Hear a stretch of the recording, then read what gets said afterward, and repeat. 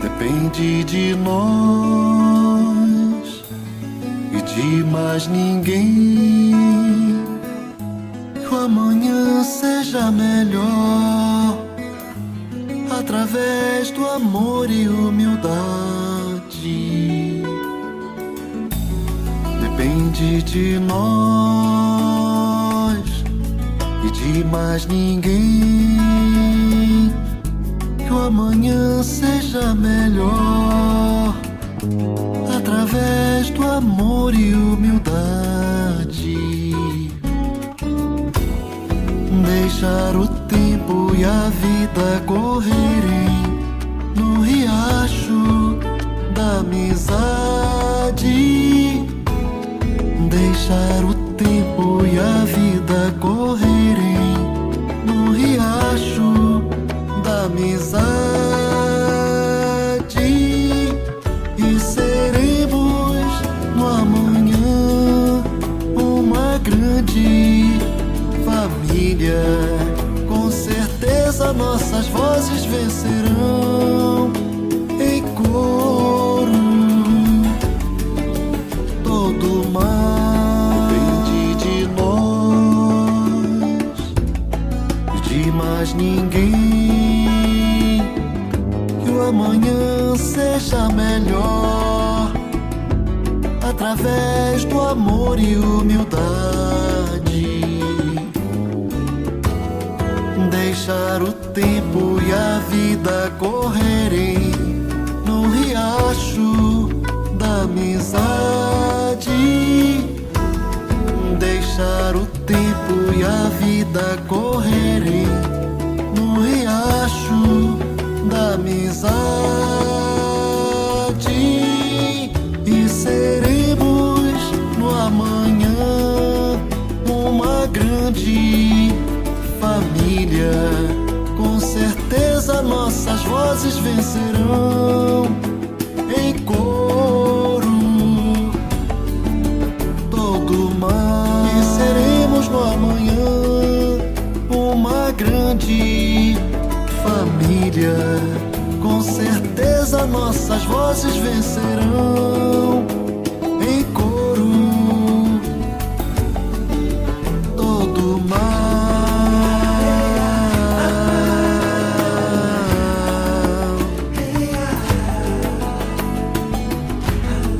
Depende de nós,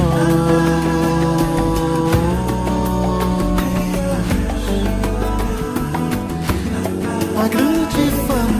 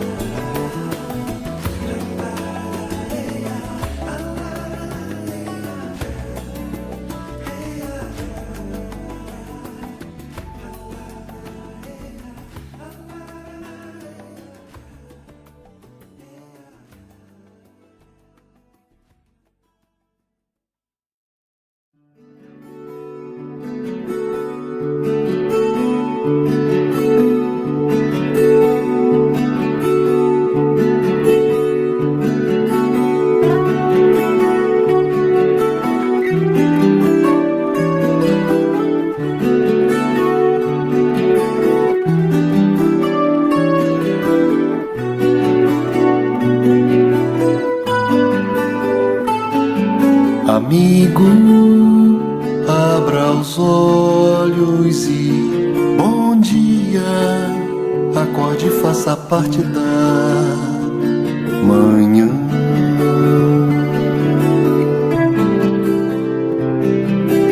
O sol já se levanta e te convida. A vida que hoje espera além das janelas por ti.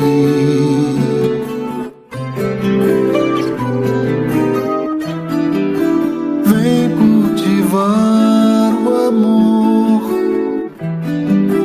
no coração sofredor. Cante uma bela canção para quem precisa o perdão.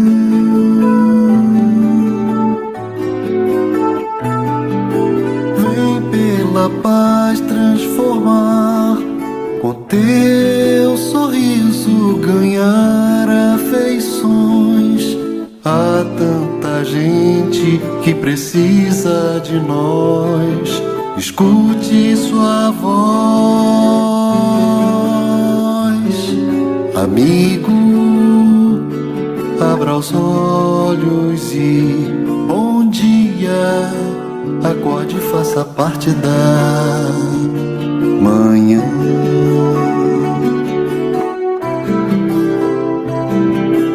O sol já se levanta e te convida. A vida que hoje espera além das janelas por ti.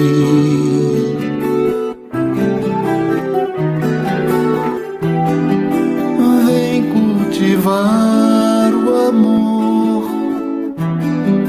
no coração sofredor. Cante uma bela canção para quem precisa o perdão.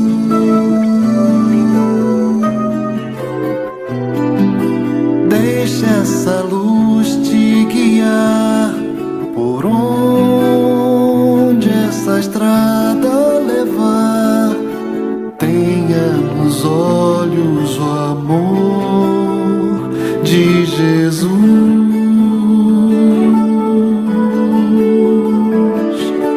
Tenha nos olhos o amor de Jesus. O amor de Jesus.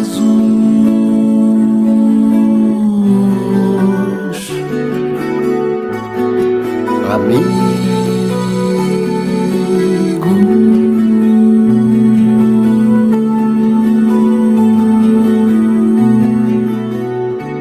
abra os olhos,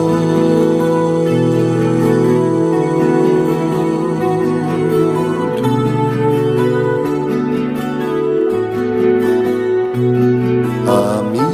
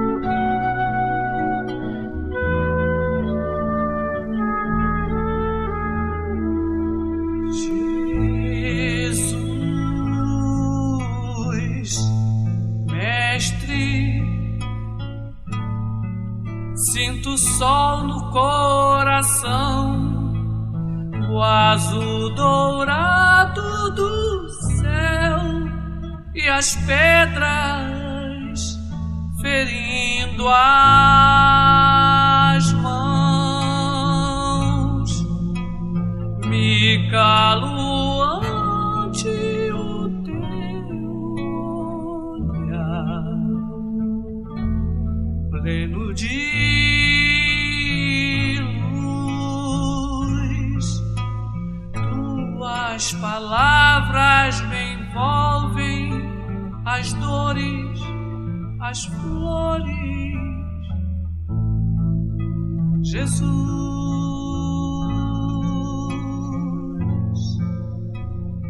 hoje no monte, nossas vidas, tuas mãos, mesmo as estrelas não têm o teu brilho e amplidão,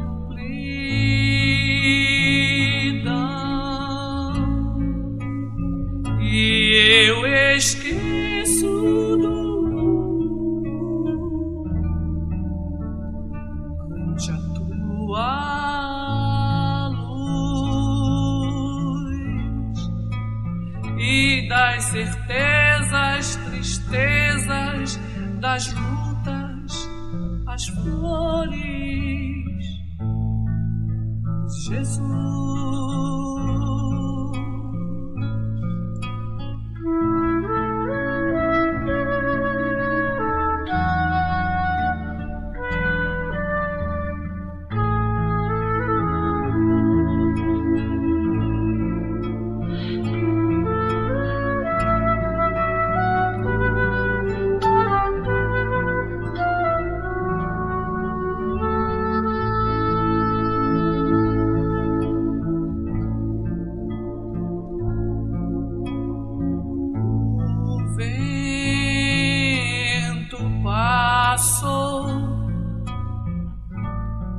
Me levou a recordar aquelas pedras nas quais me feri para te encontrar.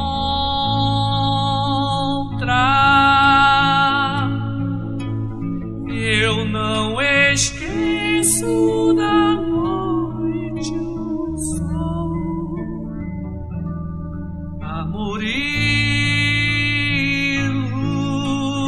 luz, e eu voltei às sandálias, as tuas, as dores, Jesus.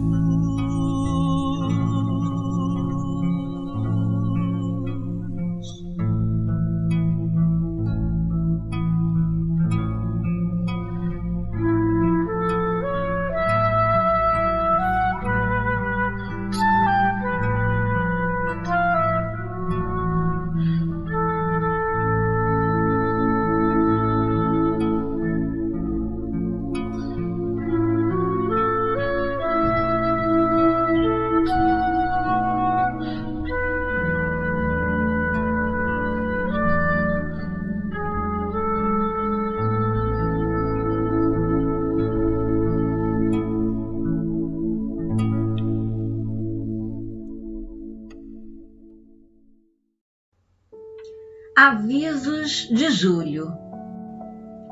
Dedo, Departamento Doutrinário. Estudar para compreender, compreender para amar. O estudo espírita conduz o discípulo ao esclarecimento, que é base de segurança, condição essencial à paz. O SEM oferece vários cursos doutrinários. Os cursos estão sendo realizados no modelo online. Verifique os cursos oferecidos no nosso jornal O Ceareiro de Miguel. Informações pelo WhatsApp com Nilza. Telefone 987861201. DEF, Departamento de Evangelização da Família. Evangelização espírita da criança, do jovem e da família. Todo sábado às 15 horas. Todas as atividades estão sendo realizadas virtualmente. Evangelização de bebês, de 0 a 3 anos. Escolinha de Evangelização Vicente de Paulo, de 3 a 12 anos. Mocidade Espírita Pedro de Alcântara, de 13 a 21 anos. E setor da família, aberta a todos que queiram participar. Informações pelo WhatsApp com Miriam. Telefone 997969017. DEA, Departamento Assistencial. Mãos que doam amor nunca ficam vazias. Recebimento de doações no SEM, de segunda a sexta-feira, no horário de 9h30 às 12h e de 13 às 16h30. Necessitamos de sua colaboração doando os seguintes itens que compõem nossas cestas básicas: açúcar, arroz, café, farinha de mandioca, feijão, fubá, leite em pó, macarrão, molho de tomate, óleo, sal, creme dental, sabão em pedra e sabonete. Caso prefira contribuir financeiramente para a aquisição dos itens das cestas, bem como do pagamento das mensalidades ou de doações, sua contribuição pode ser realizada através de transferências, depósitos ou Pix diretamente na conta corrente do SEM. Anote aí: Pix CNPJ 42 482 901/0001-07. Depósito em conta corrente, Centro Espírita Miguel, mesmo CNPJ, Banco do Brasil 001, Agência 1524-5, Conta corrente 130025-3. É importante que as operações sejam informadas por e-mail semtesouraria@gmail.com ou pelo WhatsApp, número 991586760. Campanha dos chinelos. Um chinelo tipo Havaiana unissex, de número 18 até 44. Andar descalço é bom, mas só se for por opção. Doação de livros infantis. Os livros serão destinados às crianças assistidas do SEM. Precisando conversar?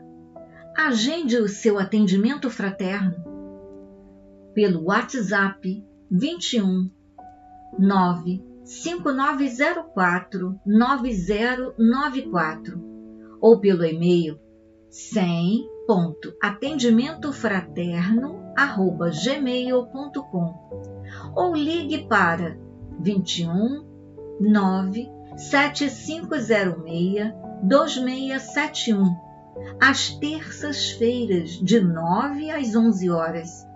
Você não está sozinho.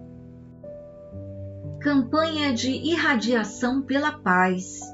CERJ, 15º CEU, toda terça-feira às 9 horas. Canal YouTube do 15º CEU CERJ Oficial. Estamos retornando ao presencial de forma gradual. Por enquanto, somente a reunião pública de quinta-feira voltou ao modo presencial. As demais reuniões continuarão online pelo canal do YouTube. Protocolo: uso obrigatório de máscara, comprovante de vacinação, distanciamento e uso de álcool gel. Acompanhe nossas reuniões pelo canal do YouTube, Centro Espírita Miguel. Reuniões públicas: domingo, 9 horas e sexta-feira, 20 horas. Fluidoterapia: terça-feira, 19h30 e quarta-feira, 9 horas. Prece da Saudade, quinta-feira, às 19h30. Bom dia, amigos queridos. Sejam muito bem-vindos ao nosso canal, onde sempre transmitimos as nossas reuniões públicas. Hoje, domingo, dia 24 de julho de 2022, nós vamos ter a nossa companheira Miriam Batista, trabalhadora ativa de nossa casa, né? Trazendo o tema A Fé e a caridade. Temas importantes são trazidos em nosso canal, né? E hoje, em especial, a nossa Miriam vai fazer reflexões acerca, né, desses ensinamentos preciosos que Jesus nos traz, dessa doutrina que nos consola tanto. Então, vamos ouvir, né, com muita atenção tudo que a Miriam vai nos trazer, fruto dos seus estudos. E, para isso, a gente sempre lembra do bom uso do chat, que a gente utilize do chat somente para as saudações iniciais e a prece final. E durante a explanação, as reflexões trazidas por ela, vamos prestar bastante atenção, né? Colocando sempre em prática tudo que a doutrina nos traz. E a nossa Miriam ainda vai fazer a prece final. Então, vamos ficar atentos a tudo que será trazido por ela nessa manhã. Além dessa reunião, nós temos ainda a reunião de sexta-feira, às 20 horas, também por esse nosso canal. E temos 2 reuniões de fluidoterapia, sempre acontecendo às terças-feiras, às 19h30, e às quartas-feiras, às 9h da manhã. Essas reuniões são endereçadas a todos que se encontram enfermos, né? Que precisam dessa irradiação de saúde, de equilíbrio, de bem-estar. Então, podemos nos utilizar do chat, né? E, através dos nossos pensamentos, aurir, né, esses fluidos benéficos para a saúde. E, na quinta-feira, às 19h30, temos a nossa prece da saudade, a prece importante para os nossos amigos queridos que se encontram no mundo espiritual. Então, vamos, através dos nossos pensamentos, enviar o nosso carinho, aquele abraço amigo, para que todos possam se equilibrar, não é? Para que eles possam receber esse abraço querido e seguirem com mais acerto, com mais equilíbrio lá no mundo espiritual, né? É o momento da gente refletir e de radiar bons pensamentos para os nossos amores que se encontram na pátria espiritual. Lembramos ainda daquele like, né? Porque quando a gente clica aquela mãozinha, né? Nós vamos ter o nosso vídeo mais divulgado, né? E com a divulgação do vídeo, nós teremos maior número de pessoas assistindo às nossas reflexões de assuntos tão importantes, não é verdade, amigos? Lembrando que em nosso vídeo nós temos também alguns links importantes do atendimento fraterno, né? Temos do jornalzinho, das campanhas do departamento assistencial e outras informações importantes. Então, é com muita alegria, né, que nós vamos assistir à nossa reunião de domingo. Lembrando, como sempre, do GEAL, aquele momento de evangelização das crianças. Não esqueça, ao final, chamem as crianças para ouvirem a doutrina que consola os nossos corações e as crianças compreendem com um carinho imenso das nossas evangelizadoras. Que Jesus abençoe as nossas vidas e que possamos ter uma semana de paz e de muita esperança. Que assim seja, graças a Deus.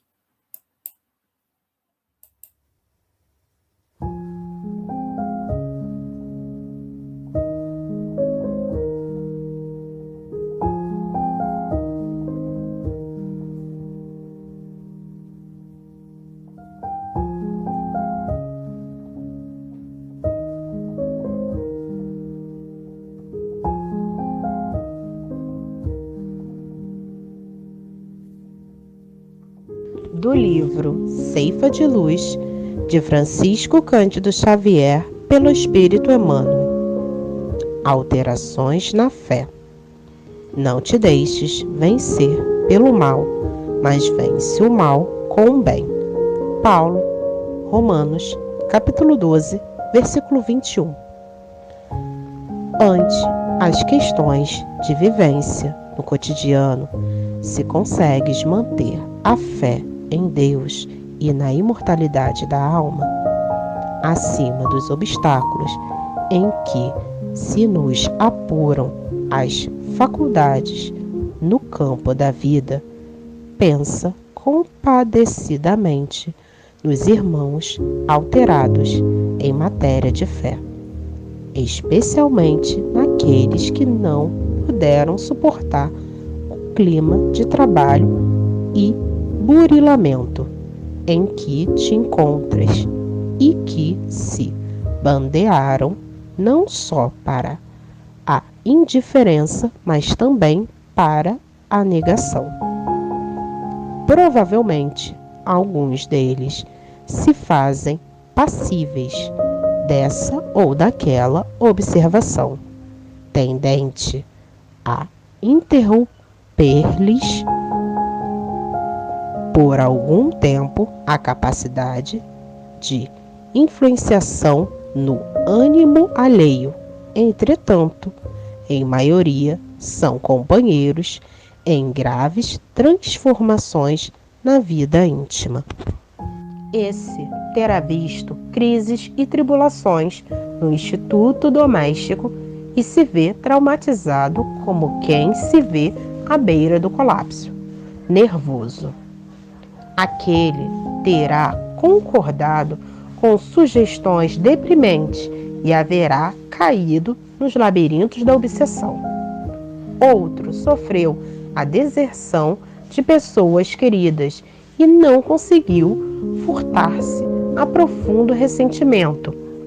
Outro ainda varou desafios e testemunhos que lhe impuseram enfermidade e cansaço, estirando-se em desânimo, e outros, muitos, terão aguardado compensações materiais e remunerações afetivas que o intercâmbio espiritual não lhes poderia oferecer e arrojaram-se à rebeldia ou ao desalento. Diante dos irmãos alterados na fé, por essa ou aquela circunstância, usa descrição e caridade em qualquer pronunciamento. Não lhes agraves as inquietações, propondo-lhes problemas novos, e nem lhes agites as feridas da alma com apontamentos infelizes. Quando possível, entrega-lhes o pão do otimismo e a luz da esperança, sem reproches desnecessários, ao reerguer-lhes a confiança, reconhecendo que a divina providência, com justiça e misericórdia, vela por nós todos e que os companheiros de Jesus são por Ele chamados para construir e reconstruir.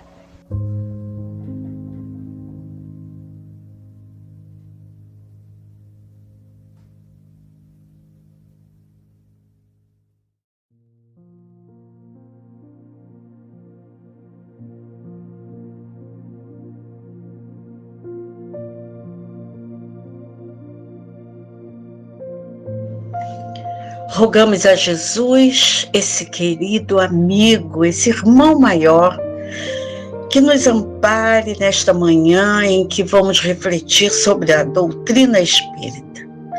Pedimos em especial amparo para nossa querida Miriam, que trará hoje as reflexões sobre a fé e a caridade.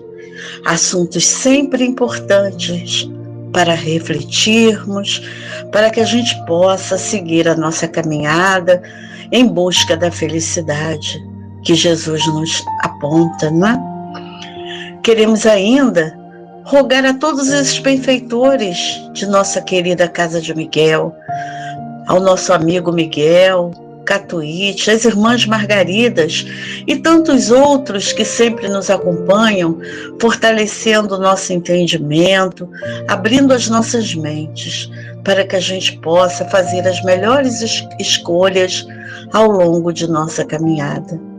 Que possamos, Mestre Jesus, contar contigo e com os teus mensageiros para que possamos buscar sempre o equilíbrio, a fé fortalecida, para com certeza compreender esse momento com tantos desafios que estamos passando. Que cada um de nós receba essa vibração carinhosa, esse abraço amigo, para seguirmos em frente. E é com muito carinho que pedimos a permissão a todos esses benfeitores amigos para darmos por iniciada nossa reunião desta manhã, rogando principalmente a Deus, esse nosso Pai de bondade, de misericórdia e de justiça, que fique conosco. Que assim seja, graças a Deus.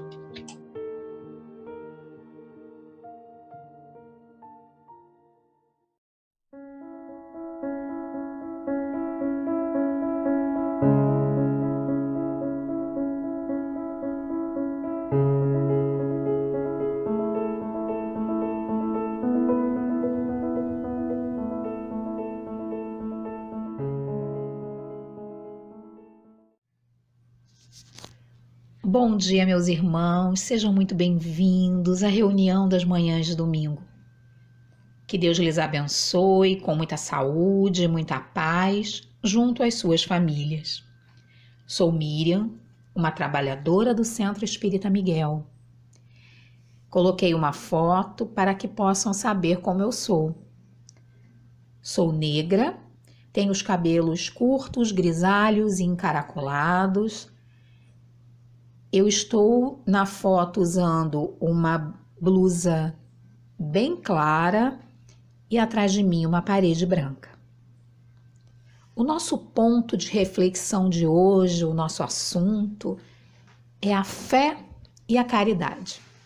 Duas virtudes muito importantes para nós que estamos caminhando rumo ao melhor de nós como espíritos, né? Rumo à nossa perfeição relativa.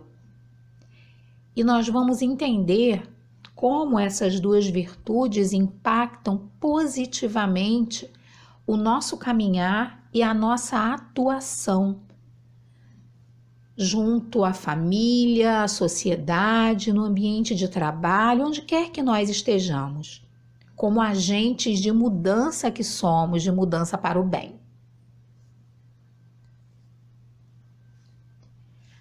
Para iniciar, eu trouxe um trecho do capítulo 19, item 2 do Evangelho segundo o Espiritismo, que nos diz que entende-se como fé a confiança que se tem na realização de uma coisa, a certeza de atingir determinado fim.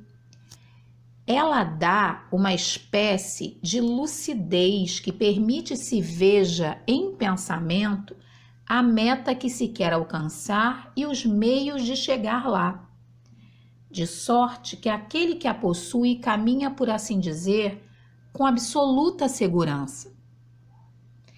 Então, fé é confiança na realização de alguma coisa, é acreditar que podemos fazer alguma coisa, que algo é possível.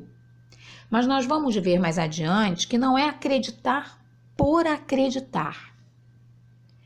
Porque aqui o Evangelho diz pra gente que a fé nos dá uma espécie de lucidez que permite que vejamos, que já antevejamos a meta que nós queremos alcançar, mas os meios de fazer com que nós consigamos chegar lá.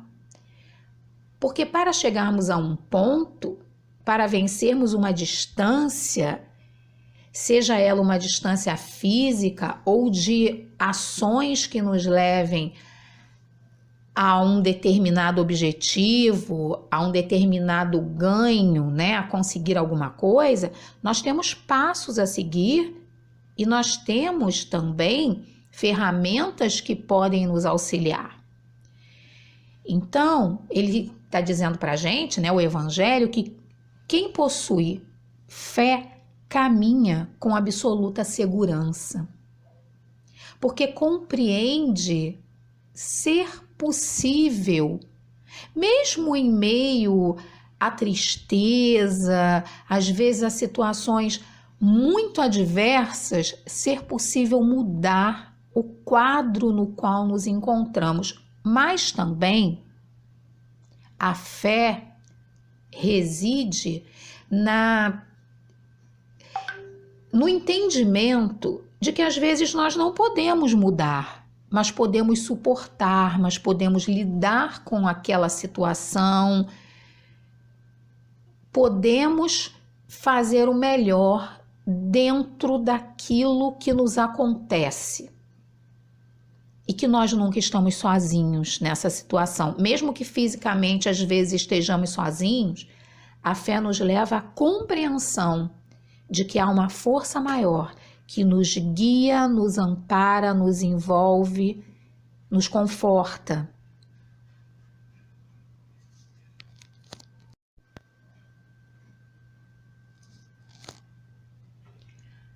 Continuando no Evangelho, no capítulo 19, mas agora no item 7, o Evangelho, essa bússola, essa luz que nos guia pela existência, que traz os ensinamentos de Jesus, dos Espíritos, as notas de Kardec, todo o bom senso de Kardec na organização dessa obra, né? Que nos permite estudar e compreender cada vez que voltamos a ele, porque não é ler o Evangelho, é estudar o Evangelho. Estudar, a gente volta à obra e reflete sobre ela, né?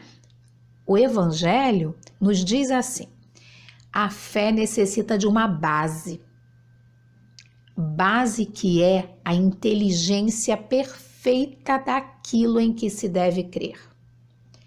E para crer não basta ver, é preciso, sobretudo, compreender.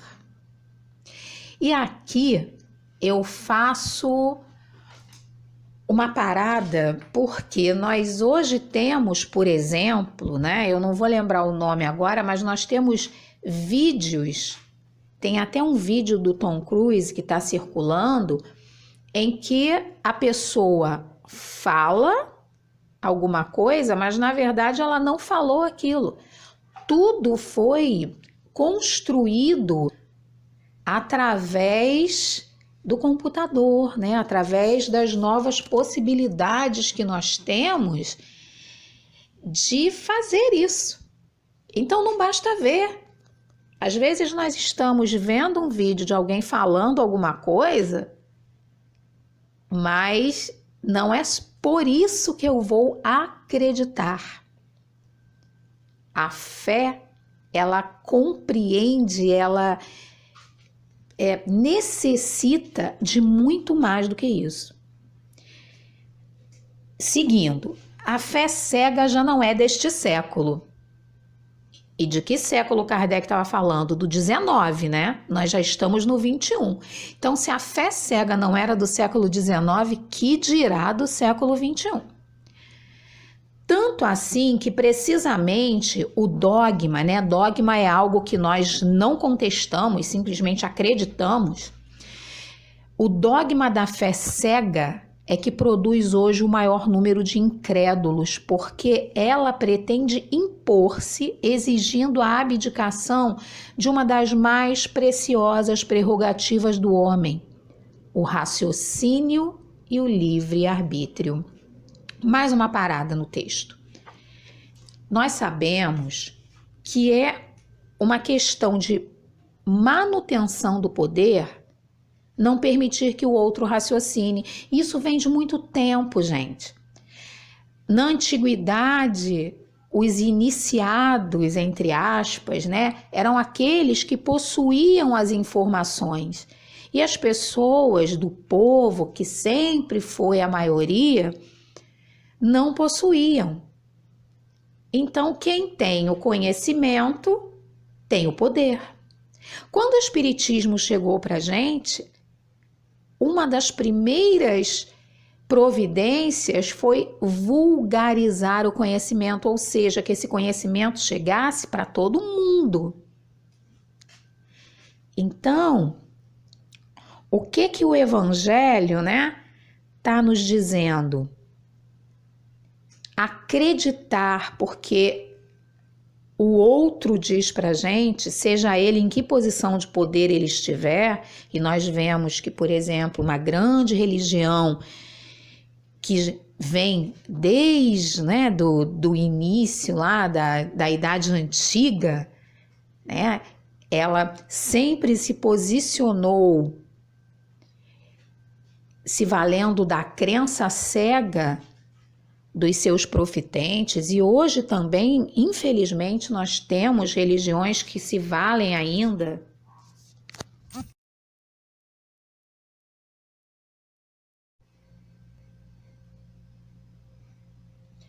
da crença sem passar pelo crivo da razão.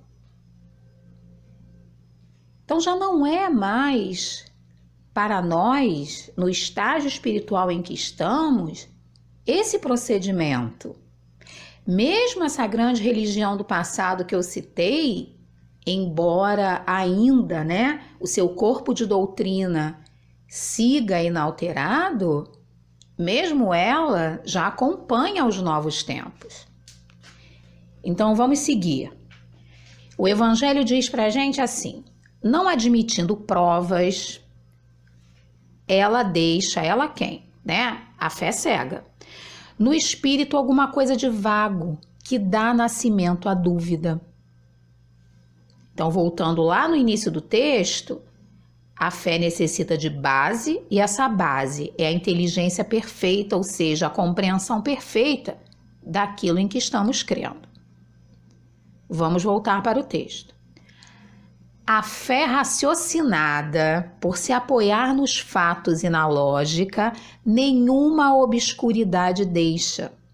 A criatura então crê porque tem certeza, e ninguém tem certeza senão porque compreendeu. Eis porque não se dobra. Fé inabalável só o é a que pode encarar de frente a razão em todas as épocas da humanidade. Eu não tenho a compreensão perfeita de Deus, mas eu tenho a compreensão perfeita de que há algo além de mim por tudo que vejo nesse mundo e sei que não é obra do homem. Então eu tenho fé em Deus porque eu compreendo a sua existência e compreendo também que dentro do estágio evolutivo em que me encontro, não tenho as condições de compreender o divino, o altíssimo na totalidade, mas que à medida em que eu avançar como espírito imortal e eu irei compreendê-lo. Então a fé raciocinada, a fé com base naquilo que tem significado para a gente, naquilo que eu compreendo, entendo, estudo, consigo provar, essa fé é a fé robusta, é a fé que realmente não vai se dobrar na hora do testemunho. A fé cega não. Porque eu acredito, porque alguém me disse para acreditar. Eu acredito para provar que, poxa, eu tenho fé, estou acreditando sim. Mas na hora em que ficar difícil, ela não me dá base para suportar.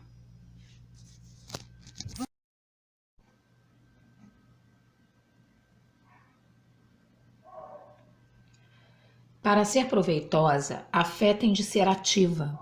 Não deve entorpecer-se.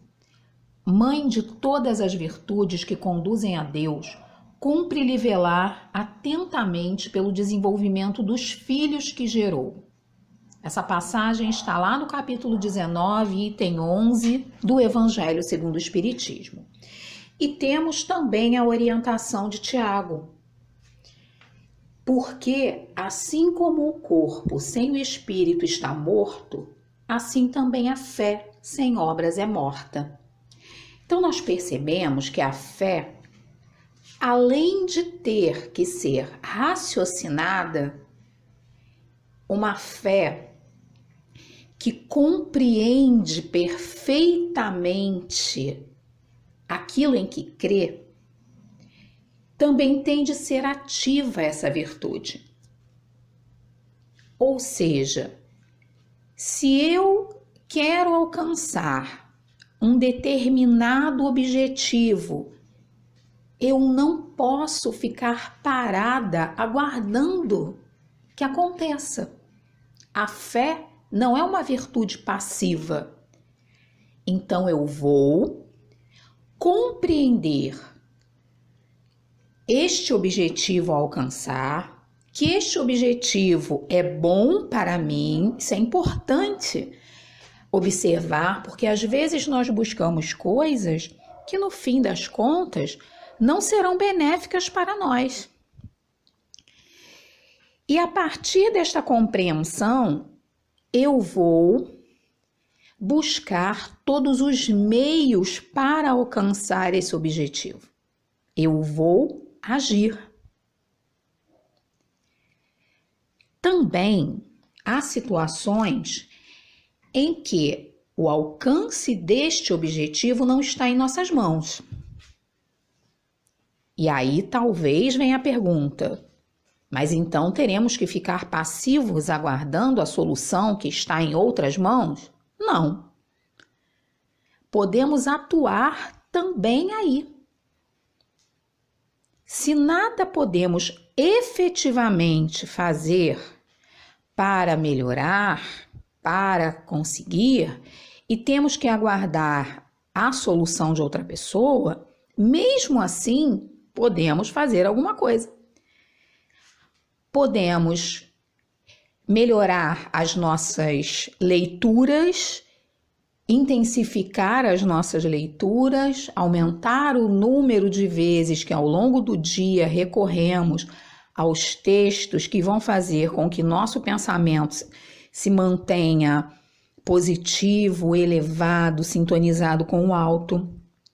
Vamos intensificar as nossas preces, ou seja, melhorar-nos internamente para que a nossa vibração ela seja a melhor possível. Para que a nossa vibração ela não contenha ansiedade, por exemplo, que pode influir de uma forma que não seja boa na conclusão daquilo que nós queremos. Então, sempre podemos atuar de forma positiva naquilo que queremos alcançar. E recordando essa passagem de Tiago, que a fé sem obras é morta, que obras seriam essas? A fé é uma virtude que constrói pontes que nos levam a esse objetivo. É uma virtude que encontra soluções, encontra caminhos, que através da criatividade percebe uma brecha onde a gente imaginava que não havia saída, que vai em busca das melhores soluções. Mas isso só se dá através da ação.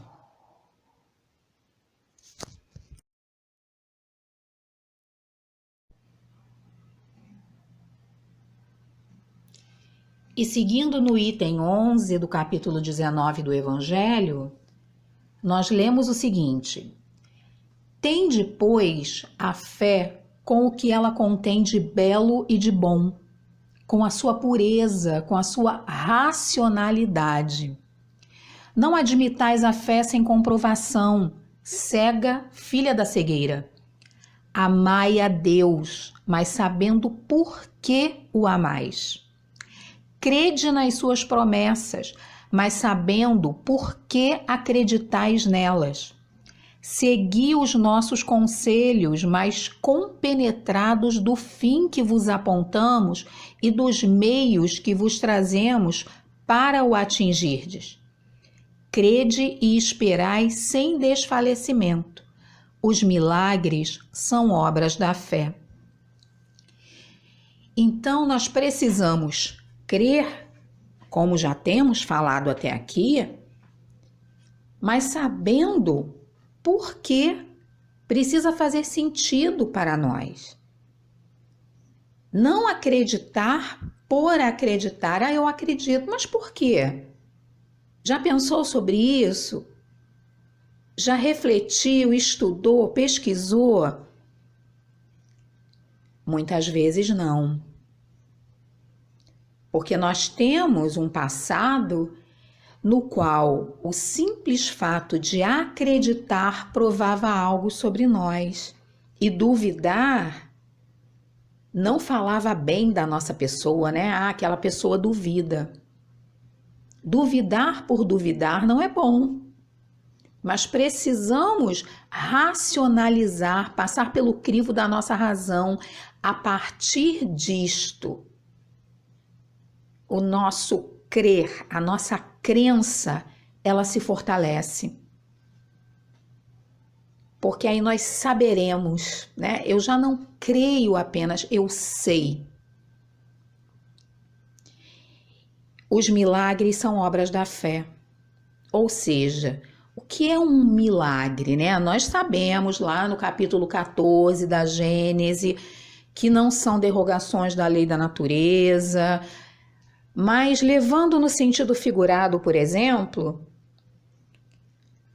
aquelas situações que pareciam impossíveis, mas como eu falei anteriormente, aqueles becos sem saída em que a fé raciocinada vai nos permitir encontrar uma brecha, uma luz, um lugar por onde se possa passar, por onde se possa encontrar uma solução. Se olharmos a história da humanidade inteira, nós vamos ver que pessoas que não se deram por vencidas, que foram atrás, que acreditaram, melhoraram a vida, não apenas a sua, não apenas a dos seus afetos, por quem estavam lutando naquele momento, mas melhoraram a vida de uma coletividade, quiçá da humanidade inteira, porque acreditaram, mas acreditaram em algo que era possível e lutaram para conseguir isto.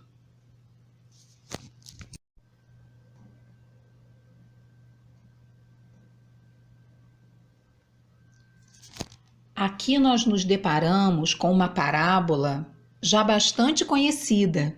Está no Evangelho segundo o Espiritismo, capítulo 15, item 2, é a parábola do bom samaritano. Um homem que descia de Jerusalém para Jericó caiu em poder de ladrões, que o despojaram, cobriram de ferimentos e se foram, deixando-o semi-morto. Aconteceu em seguida que um sacerdote, descendo pelo mesmo caminho, o viu e passou adiante. Um levita, que também veio àquele lugar, tendo-o observado, passou igualmente adiante. Mas um samaritano que viajava, chegando ao lugar onde jazia aquele homem e tendo-o visto, foi tocado de compaixão. Aproximou-se dele, deitou-lhe óleo e vinho nas feridas e as pensou. Depois, pondo-o no seu cavalo, levou-o a uma hospedaria e cuidou dele. No dia seguinte, tirou 2 denários e os deu ao hospedeiro, dizendo: trata muito bem deste homem, e tudo o que despenderes a mais, eu te pagarei quando regressar. Aqui nós vemos um ato de caridade. A caridade é o amor em ação. E a caridade, ela é filha da fé, assim como a esperança. O que nós percebemos aqui? um homem estava caído. Quem era aquele homem? Ninguém sabia. Ninguém viu, na verdade, ele ser despojado dos seus bens, ser agredido. Deduziu-se a situação pela forma como o encontraram. Mas ele poderia ser um malfeitor. Quando o sacerdote passou por lá, ele viu a cena e se apressou em correr, receoso de também ser alvo dos ladrões, dos possíveis ladrões que ali estavam. Onde estava a fé desse religioso? O levita também passou correndo. Onde estava a fé? Eles estavam acreditando ali em quê? O samaritano, ele parou. Ele interrompeu o seu caminho. Estava indo para algum compromisso. Mas qual a crença dessa pessoa? De que uma vida vale mais do que talvez um negócio que ele estivesse indo fazer? Qual a prioridade? Então nós vimos que ele para e socorre. Ele não pensou que podia ser alvo também dos malfeitores que ali estavam, como os outros dois. Ele acreditava em outras coisas. Ele não imaginou quem seria aquela pessoa, que talvez fosse até um judeu que tivesse preconceito e ódio dele, porque nós sabemos que havia essa situação. Ele simplesmente ajudou. E quando nós ajudamos outro ser humano, nós estamos mostrando a nossa fé na humanidade. Nós estamos demonstrando a nossa crença no melhor. Nós estamos demonstrando que nós acreditamos que estamos aqui para servir uns aos outros.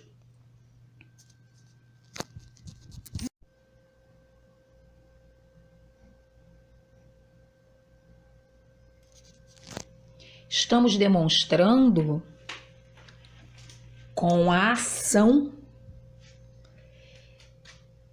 o que Jesus nos ensinou de fazer ao outro o que gostaríamos que fosse feito a nós mesmos.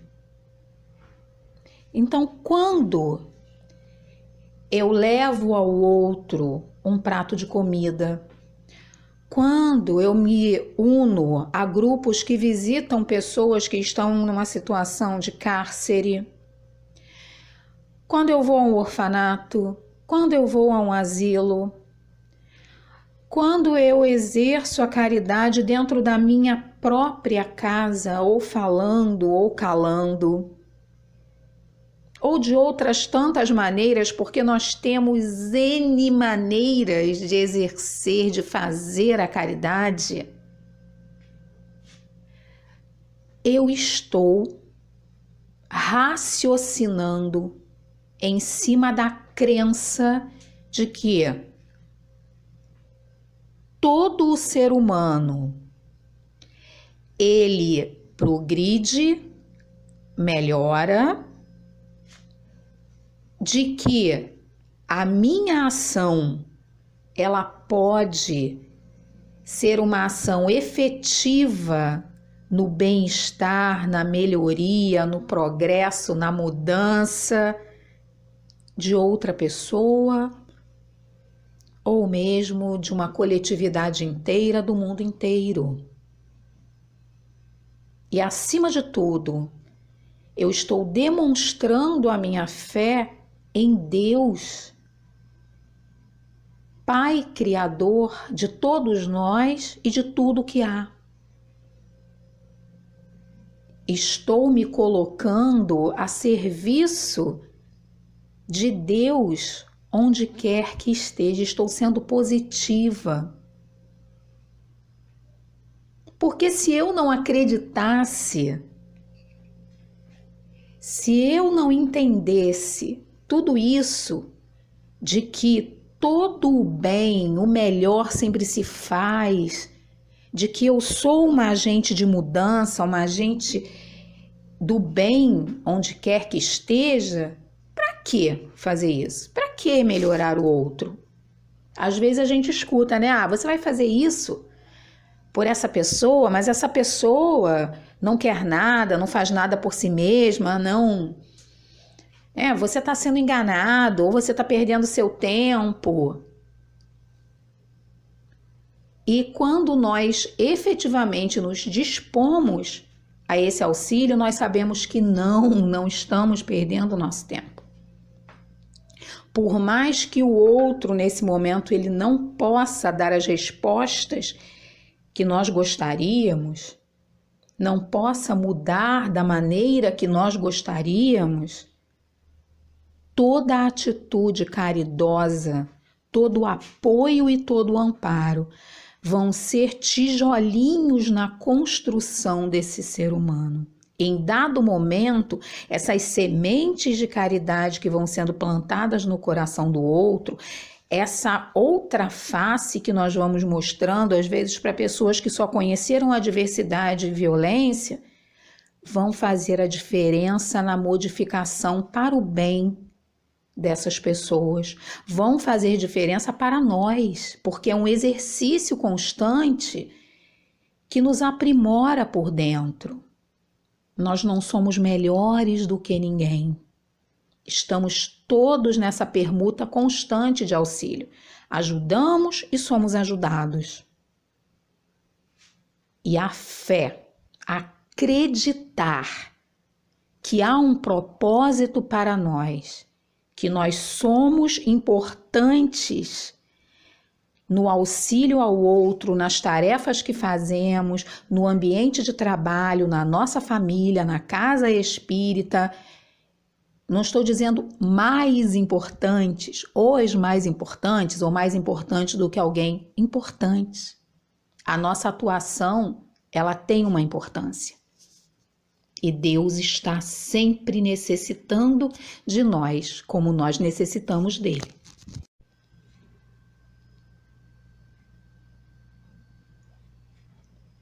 A regeneração do nosso planeta não vai ser feita de fora para dentro.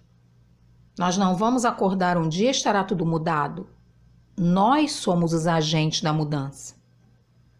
Por isso que lá no Evangelho, ainda no capítulo 15, item 10, Paulo diz para nós o seguinte: meus filhos, na máxima, fora da caridade não há salvação, estão encerrados os destinos dos homens na terra e no céu. Na terra, porque à sombra desse estandarte, eles viverão em paz. Vamos fazer uma pausa e imaginar por 2 segundos um mundo onde todos fizessem a caridade material e moral para com todos. Continuando. No céu, porque os que a houverem praticado acharão graças diante do Senhor. Essa divisa é o facho celeste, a luminosa coluna que guia o homem no deserto da vida, encaminhando-o para a terra da promissão. Nada exprime com mais exatidão o pensamento de Jesus, nada resume tão bem os deveres do homem como essa máxima de ordem divina. Não poderia o Espiritismo provar melhor a sua origem do que apresentando-a como regra. Por isso que é um reflexo do mais puro cristianismo. Levando-a por guia, nunca o homem se transviará. Submetei todas as vossas ações ao governo da caridade e a consciência vos responderá. Não só ela evitará que pratiques o mal, como também fará que pratiques o bem. Porquanto uma virtude negativa não basta, é necessária uma virtude ativa. E a fé, acreditar nos meios e no objetivo que alcançamos, exercendo a caridade, faz toda a diferença. Porque nós não vamos querer tirar uma selfie, nós não vamos aguardar que o outro nos agradeça penhorado o resto da vida. Nós vamos fazer o bem pelo bem, compreendendo, primeiro para nós, qual o objetivo de agir com caridade. Então, meus irmãos, o que nós quisemos trazer e esperamos que tenhamos conseguido na manhã de hoje é falar dessa virtude ativa que deve ser raciocinada, que é a fé, acreditar. E do momento que nós acreditamos, compreendemos perfeitamente onde nossas ações nos levarão, nós vamos colocar em ação o amor por todos, em forma de caridade. A caridade material, mas também a caridade moral. Nós vamos ser para o outro o que gostaríamos que o outro fosse para nós. E vamos seguir sempre essa máxima, que é a máxima da nossa doutrina. Fora da caridade não há salvação, porque é o amor que move tudo nesse mundo. Então vamos amar bastante, mas amar sabendo por que amamos, e esse nosso amor, essa nossa entrega, esse nosso servir, o que ele está proporcionando para nós e para o próximo. Que Jesus nos abençoe, que tenhamos um domingo e uma semana de muita luz, de muito trabalho no bem.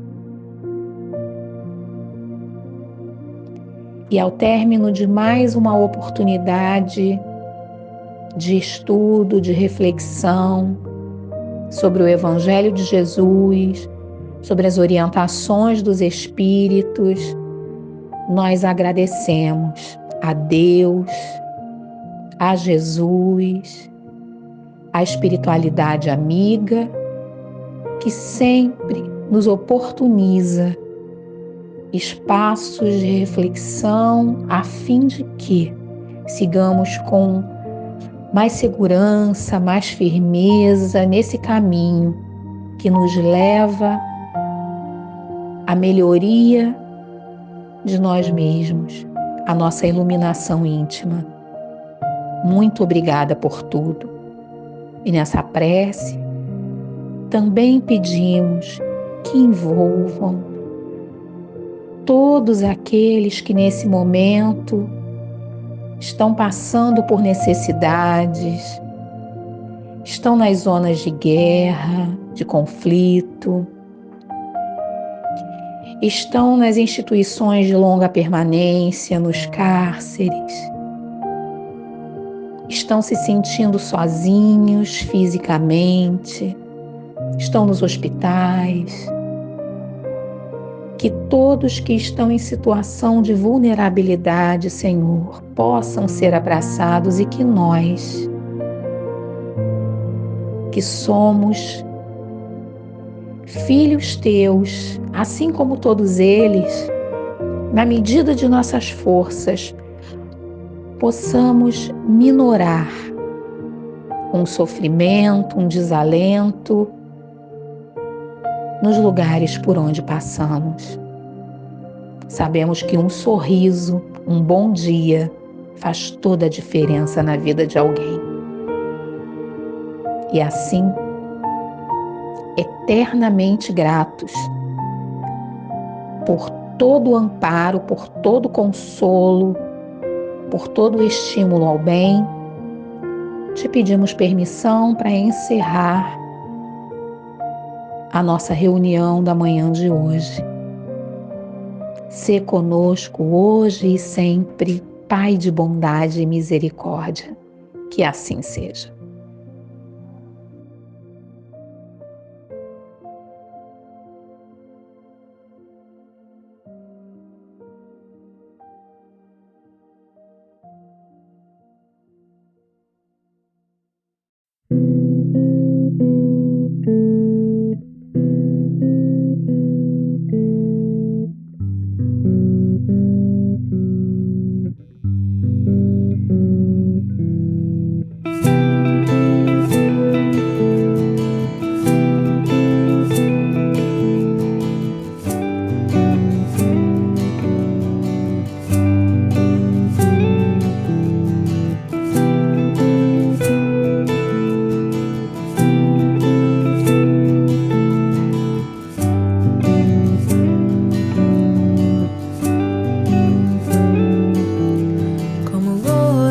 De luz que saem de suas mãos para aliviar a sede do irmão.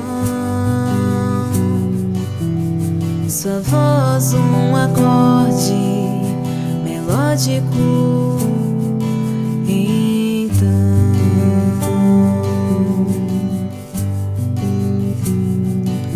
flores e ramos que saudam, passos que vêm de longe pra curar as nossas dores, união.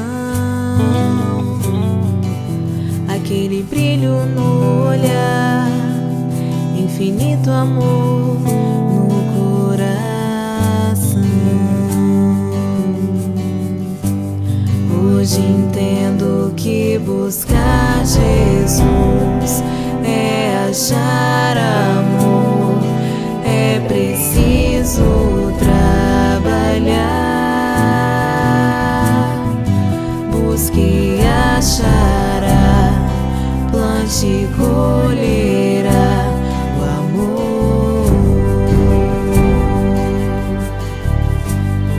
Hoje entendo que buscar Jesus é achar amor, é preciso trabalhar, busque e achará, plante e colherá o amor.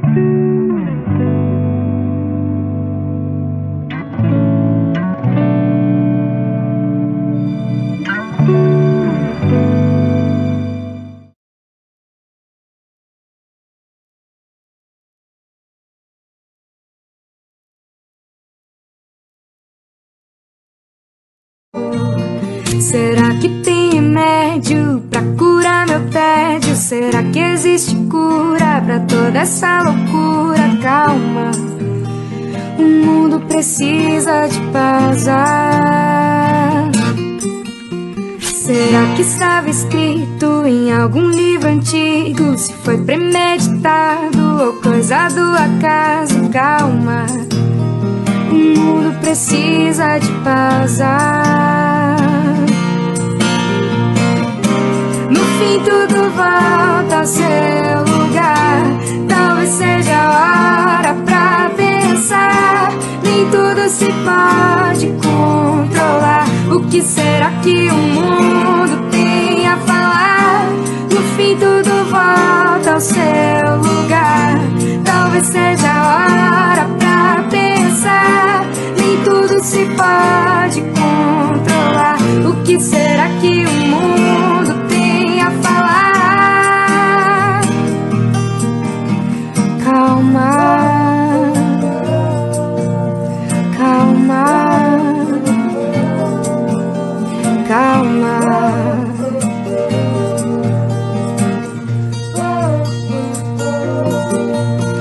Quem é que nunca precisa de espaço, que a vida era corrida, que andava ocupado. Calma, a vida precisa de pausa. Quem é que nunca disse que faltava tempo pra ficar em casa, ficar sem fazer nada? Calma, a vida precisa de pausa. No fim tudo volta ao seu lugar. Talvez seja a hora pra pensar. Nem tudo se pode controlar. O que será que o mundo tem a falar? No fim tudo volta ao seu lugar. Talvez seja a hora pra pensar. Nem tudo se pode controlar. O que será que o mundo tem a falar? Calma, calma, calma. Fecho os meus olhinhos, faço uma oração. Este é meu jeitinho de falar com Deus, com o coraçãozinho cheio de gratidão. Este é meu jeitinho de falar com Deus. Peço com carinho, paz e proteção. Este é meu jeitinho de falar com Deus. Lembro do irmãozinho em dor e aflição. Este é meu jeitinho de falar com Deus.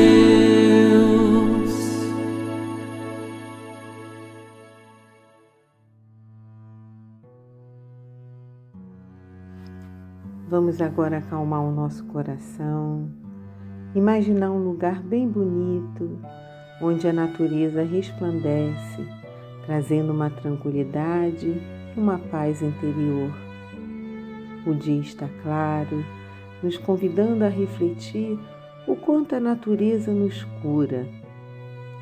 Ela está no céu azul, nos pássaros que voam com tranquilidade, trazendo uma mensagem que ela não dá saltos. Ela germina no seu tempo, florindo a nossa alma sem nada pedir. Obrigada, Senhor. Obrigada, Jesus, e aos amigos espirituais da nossa Casa de Miguel. Te pedimos permissão para darmos início ao nosso estudo de hoje. Graças a Deus.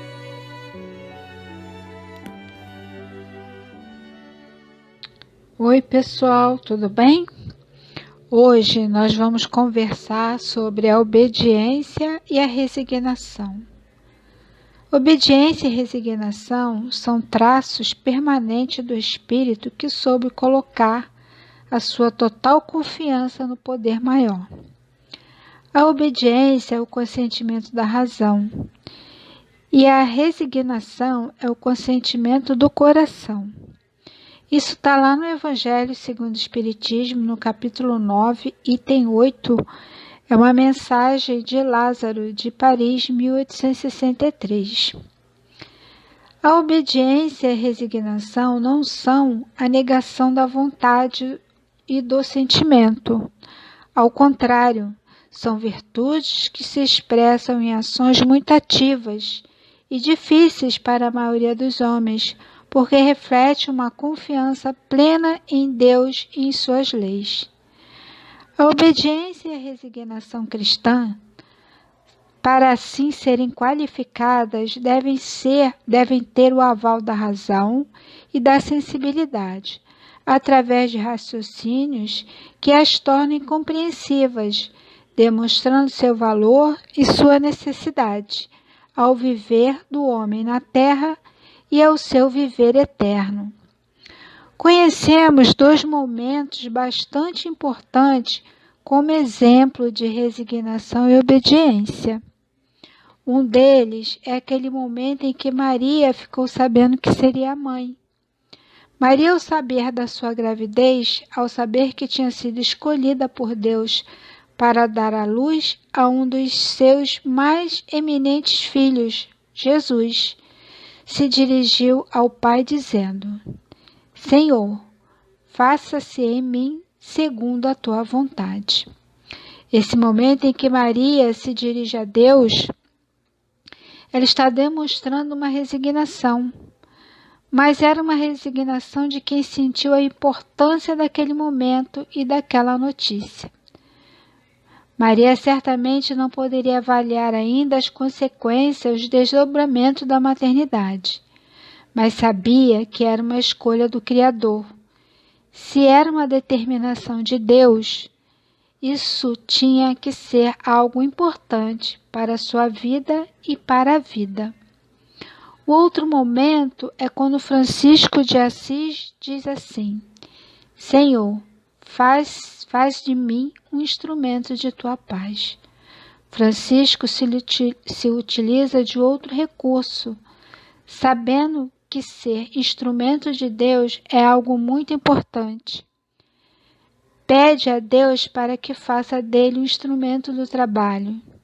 Esse momento é um momento de obediência a um propósito. Podemos notar que na postura de Francisco existe uma conscientização, uma reflexão, essa certeza de que se torna instrumento do bem. E é de fundamental importância para si próprio e também para a vida. Desse modo, estamos diante de duas questões fundamentais nas nossas relações humanas, aquela que diz respeito à obediência e aquela que se refere à resignação. Todas as vezes que falamos em obediência, é muito comum que as pessoas entendam que obedecer é algo ou a alguém é um gesto de humilhação. Obedecer é estar de acordo com a razão. Não é se humilhar, não é fazer o que os outros queiram, é entender exatamente a importância daquilo que nós iremos fazer. Obediência tem o respaldo, o apoio da razão. Se nós obedecermos sem raciocinar, naturalmente será um gesto de fanatismo. Mas se obedecermos sabendo o que estamos fazendo, sem dúvida alguma, é a mais notável obediência, aquela buscada por Francisco. E a resignação, esse consentimento do coração e aquela postura de Maria, sabendo da importância desse ato, ajusta-se à vontade de Deus. Submeter-se à vontade de Deus, porque sendo Deus a inteligência suprema do universo, tudo o que Ele faz sobre nós e para nós é perfeito. O fato é que a resignação nos leva a esse consentimento do entendimento, do sentimento. Por isso, fala-se que a resignação é o consentimento do coração, porque nós precisamos, depois de refletir, depois de raciocinar, depois de avaliar pela razão, abrir-nos para acatar aquilo que seja determinação da vida. E agora nós vamos para a nossa historinha. Vamos lá? O Burro de Carga, do livro Alvorada Cristã, ditado pelo espírito Neio Lúcio, psicografia de Chico Xavier. No tempo em que não havia automóveis, na cocheira de famoso Palácio Real, um burro de carga curtia imensa amargura, em vista das pilhérias e remoques dos companheiros de apartamento. Reparando-lhe o pelo maltratado, as fundas cicatrizes do lombo e a cabeça tristonha e humilde, aproximou-se formoso cavalo árabe, que se fizera detentor de muitos prêmios, e disse orgulhoso: Triste sina que recebeste, não invejas minha posição nas corridas? Sou acariciado por mãos de princesas e elogiado pela palavra dos reis. Pudera, exclamou um potro de fina origem inglesa, como conseguirá um burro entender o brilho das apostas e o gosto da caça? O infortunado animal recebia os sarcasmos resignadamente. Outro soberbo cavalo, de procedência húngara, entrou no assunto e comentou: há 10 anos, quando me ausentei de pastagem vizinha, vi este miserável sofrendo rudemente nas mãos de bruto amansador. É tão covarde que não chegava a reagir, nem mesmo com um coice. Não nasceu senão para carga e pancadas. É vergonhoso suportar-lhe a companhia. Nisto, admirável jumento espanhol acercou-se do grupo e acentuou sem piedade: lastimo reconhecer neste burro um parente próximo. É animal desonrado, fraco, inútil. Não sabe viver senão sob pesadas disciplinas. Ignora o aprumo da dignidade pessoal e desconhece o amor próprio. Aceito os deveres que me competem até o justo limite, mas se me constrangem a ultrapassar as obrigações, recuso-me à obediência, pinoteio e sou capaz de matar. As observações insultuosas não haviam terminado quando o rei penetrou o recinto em companhia do chefe das cavalariças. Preciso de um animal para serviço de grande responsabilidade, informou o monarca. Animal dócil e educado que mereça absoluta confiança. O empregado perguntou: não prefere o árabe, majestade? Não, falou o soberano. É muito altivo e só serve para corridas em festejos oficiais sem maior importância. Não quero o potro inglês? De modo algum. É muito irrequieto e não vai além das extravagâncias da caça. Não deseja o húngaro? Não. É bravio, sem qualquer educação. É apenas um pastor de rebanho. O jumento serviria? Insistiu o servidor atencioso. De maneira nenhuma. É manhoso e não merece confiança. Decorridos alguns instantes de silêncio, o soberano indagou: onde está o meu burro de carga? O chefe das cocheiras indicou entre os demais. O próprio rei puxou-o carinhosamente para fora, mandou ajaezá-lo com as armas resplandecentes de sua casa e confiou-lhe o filho, ainda criança, para a longa viagem. Assim também acontece na vida. Em todas as ocasiões, temos sempre grande número de amigos, de conhecidos e companheiros, mas somente nos prestam serviços de utilidade real aqueles que já aprenderam a suportar, servir e sofrer sem cogitar de si mesmos.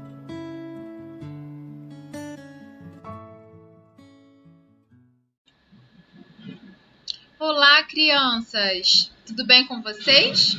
Eu espero que sim. Vamos conversar um pouquinho mais sobre essa história?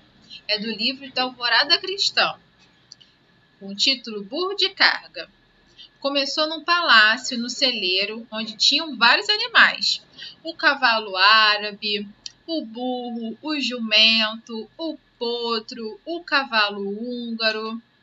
E eles estavam conversando entre si, usando palavras, de certa forma, um pouco agressivas para o nosso outro companheiro ali de celeiro, que era o burro de carga. E que ele estava triste ali, amargurado, quietinho no cantinho dele. E aí, quando eles ainda estavam conversando, quem chega no celeiro? O rei, que ele tinha uma tarefa muito especial, que precisava de um animal de total confiança para ele. E ele escolheu exatamente o burro de carga. Por ser um animal dócil e de extrema confiança, ele confiou o bem dele mais valioso, que era levar o seu filho para uma longa viagem. E o que isso significa? O que a gente pode pensar sobre essa história para a gente?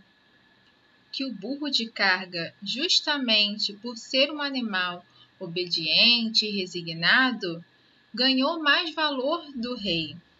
Mas confiança. E que a gente, se formos também mais obedientes e resignados, vamos adquirir mais valores morais, como, por exemplo, a paciência. Mas atenção, a obediência, ela é o consentimento, da razão. Então, se algum amigo nosso, algum colega, falar alguma coisa que a gente fique magoado, que nos machuque, é importante a gente conversar com ele, ou até mesmo pedir ajuda dos nossos responsáveis, dos nossos pais, tá bom? Agora, crianças, vou deixar vocês com a atividade com a tia Daisy. Beijo em todos e uma excelente semana. Tchau, tchau! Olá, meus espíritas mirins, tudo na paz? Espero que sim. Então, hoje estamos estudando sobre a obediência e a resignação. E que grande lição o amigo burro nos deu, vocês perceberam no vídeo? Todos se referiam a ele com desprezo, mas ele se mantinha calmo, resignado diante dos insultos. Quando sabemos que temos valor para Deus, ninguém consegue nos colocar para baixo. Somos valorosos filhos muito amados por Deus e sabemos que não estamos sozinhos. Isso é ter sabedoria. Não precisamos agredir o outro fisicamente ou com palavras, para demonstrar uma superioridade que não existe. A superioridade não é medida dessa forma, e sim pela nossa superioridade moral, seguindo os ensinamentos cristãos. Ao final do vídeo, o burro pôde provar o seu valor. A doutrina de Jesus nos ensina em todos os seus pontos a obediência e a resignação, que são duas virtudes companheiras da doçura e muito ativas, se bem que os homens erradamente as confundem com a negação do sentimento e da vontade. Jesus foi a encarnação dessas virtudes que a antiguidade material desprezava. A obediência, está no Evangelho isso, a obediência é o consentimento do coração, significando que a criatura que amorosamente, humildemente compreende e aceita a situação que a vida propôs para ela, vence a si mesmo e sofre menos. Isso está no Evangelho segundo o Espiritismo, no capítulo 9, no item 8. Bom, se estamos sofrendo, não adianta reclamar, visto que os sofrimentos deste mundo são necessários ao nosso progresso espiritual. Felizes serão os que sofrerem com paciência e resignação. Aqueles que não forem obedientes ou resignados, ou seja, aqueles que não cumprirem as suas provas ou não suportarem as suas expiações, terão que recomeçá-las, porque vem o sofrimento e você reclama, blasfema e reclama de novo e está sempre de mal com a vida, achando que não é merecedor de sofrer, você perde a encarnação. Porque na realidade ninguém merece sofrer, mas precisamos sofrer, porque esse sofrimento é sempre reparação de um erro cometido por nós. Então temos que suportar as provas da vida, e a oração e a fé muito nos auxiliam. E foi uma dessas coisas que Jesus ensinou no Sermão da Montanha, em bem-aventurados os mansos e pacíficos, e bem-aventurados os que choram. A obediência é a qualidade dos dóceis, mansos e os humildes, pois estes têm maior compreensão do amor. Se revoltar é sofrer mais ainda, é voltar ao estágio inicial, necessitando de outra encarnação para aprender a suportar as provas da vida sem reclamar. Lembrando agora que foi você mesmo, né? Nós mesmos é que procuramos isso, que causamos.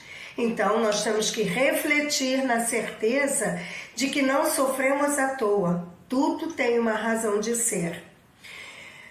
Então, temos que nos resignar diante das provas e expiações e ser obediente aos desígnios divinos, cumprindo seus deveres, né, para com Deus, para consigo mesmo, para com a família, com a sociedade. É a sabedoria de que Deus não desampara a nenhum dos seus filhos. Então vamos à atividade. Nós vamos fazer um burrinho. Dá para vocês verem direitinho, né? Esse aqui meu já está pronto. Eu só complementei. Mas nós vamos fazer um burrinho.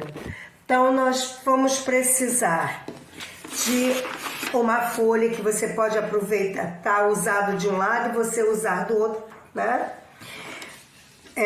Régua não, desculpa. Giz de cera, verde, vermelho e preto, marrom. O verde se você quiser, né?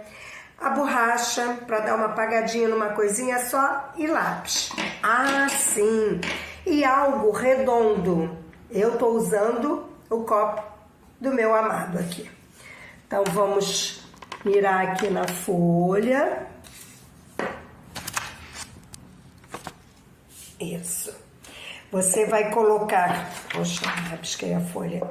Vai colocar o copo. Vai fazer o círculo. Ele todo. Acho melhor até isso. Ele todo. Depois você vai colocar... Estão vendo que, olha, o círculo acaba aqui. Eu coloquei o copo mais para cima. Então, esse aqui...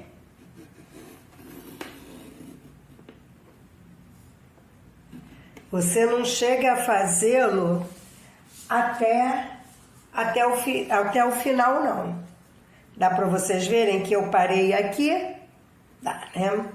Agora... Essa foi a primeira parte, a segunda parte. Nós vamos fazer os pés do burro. Você vai fazer assim, que nem um parênteses. Aqui, tracinho aqui. Fecha. Depois, você vai fazer... os pezinhos dele lá de trás, as perninhas, né? Aqui lá de trás. Vai fazer aqui também, ó, o jeitinho da perninha dele. Bom, a parte número 4 é quando você usa a borracha. Você vai dar uma apagadinha aqui para fazer as orelhas dele.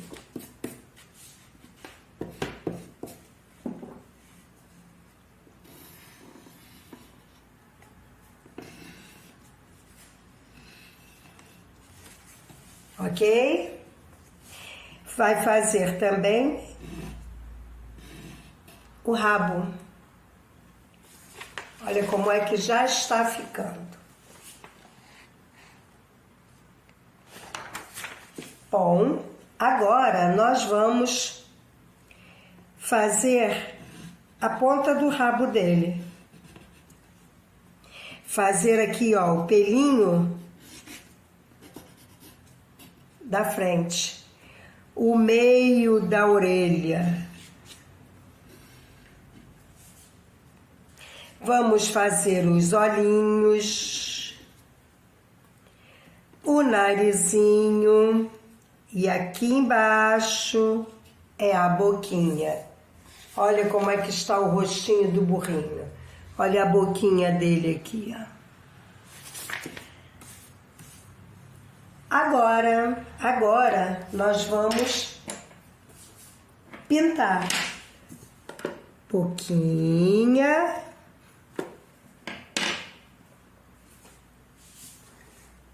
Aqui por dentro também é vermelhinho. Aqui. Aqui. Bom, eu pintei a ponta do rabo de preto bem forte.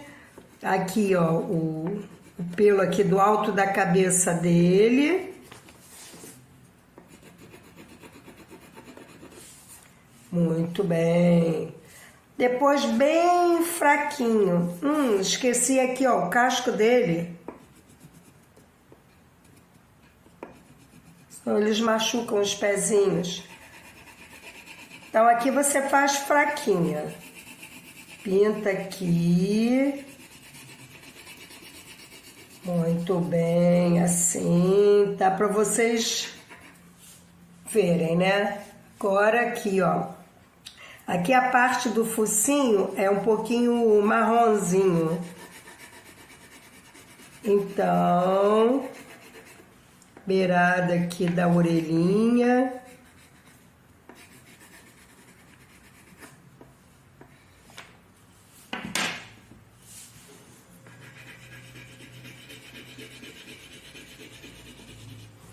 E vocês podem fazer o matinho, como eu fiz com o meu. Vou mostrar bem de perto. Eu tenho certeza que o de vocês vai ficar jóia. Vocês aprenderam agora como é que se faz um burrinho? É só fazer 2 círculos e completar.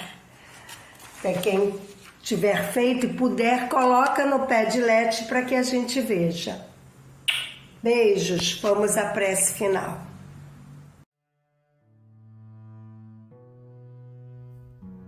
Vamos agora à prece, aquietar o coração e agradecer a Deus, a Jesus, aos amigos espirituais da nossa Casa de Miguel, por essa oportunidade de estudo, desses momentos que paramos para pensar, refletir sobre o Evangelho de Jesus. Grande é a energia que estamos recebendo neste momento. Que ela possa então se estender aos nossos lares, abençoando nossos familiares e todos aqueles que neste momento passam pela nossa mente. Que eles tenham um acalento, um conforto espiritual ou mesmo um alívio para suas dores físicas. Que essas bênçãos nos tragam também coragem e ânimo para prosseguirmos em nossa caminhada com bastante esperança em nossos corações. Obrigada, Senhor, e pedimos permissão para encerrarmos a nossa evangelização de hoje e que assim seja, graças a Deus.